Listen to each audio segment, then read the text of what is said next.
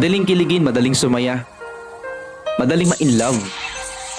Madaling maghanap ng tao na pinapasaya ka araw-araw.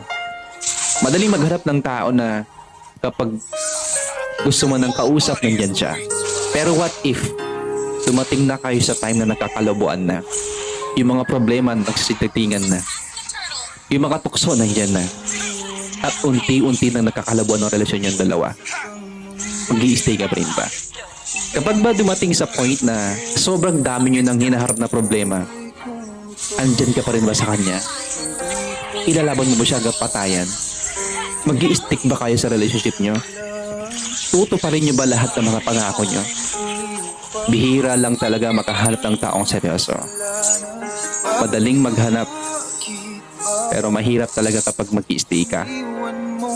Pero kapag yung tao nag-stay sa'yo,